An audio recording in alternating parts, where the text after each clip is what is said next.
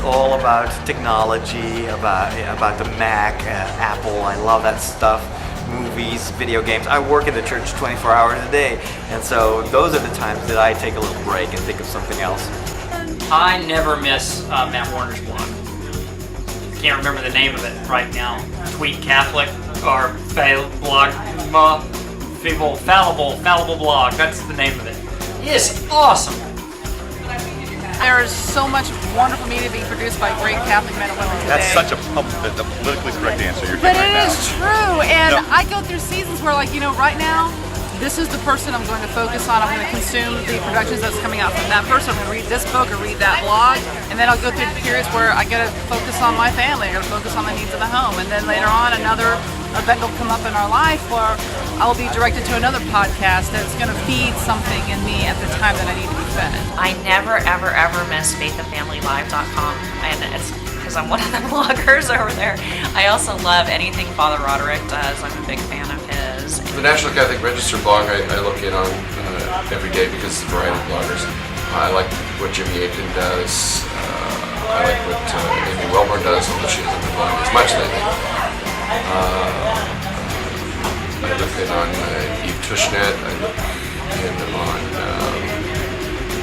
these are things that are just randomly coming to mind. The blog over at Inside Catholic.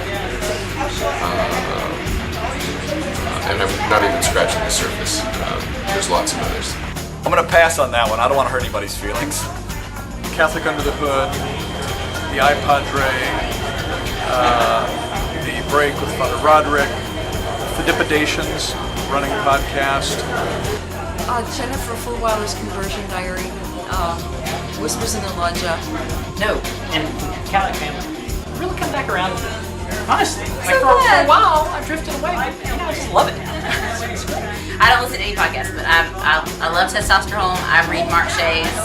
I'm not faithful like all the time, but I mean that's the ones that I go to if I go to blogs. National Catholic Register is on every. I check that on my RSS feed. On my RSS feed, I have Faith and Family magazine. I have Zenit.org, though that's not really a blog, but it's a news service. Mark Shea, Andy Wellborn, and Lisa's blog, Lisa Hendey. And I'm going to forget like everyone else. I definitely listen to all the LifeScene.com podcasts Sunday, and the 171. I listen to those like all the time, and also a lot of the SQPN podcasts. And I follow a bunch of different blogs, but I do really enjoy all the stuff coming from LifeScene. I never miss Film Spotting and The Business, and listen to In Between Sundays, and The Break. I like group blogs. I like blogs where I can read from a lot of bloggers in one place.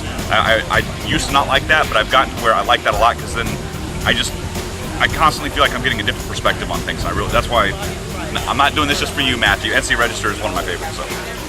Catholic in a small town. I read yours with some frequency. Why I am Catholic.blogspot.com. Webster and the gang are doing a great job there. What does the prayer really say? Whispers in the Loggia. There's a whole slew of them. American Famous. I say Catholic Mom, Faith and Family. I like the Conversion Diary. Catholic Baby. One of my favorites, being a former seminarian, is Whispers in the Loggia. And I don't think for the past 3 or 4 years that I have not read a full post on that blog. I always read what Mark Shea has in his blog. I always listen to the latest Catholic in a Small Town podcast. And I also listen to several different history podcasts. The History of Rome, one of my favorites.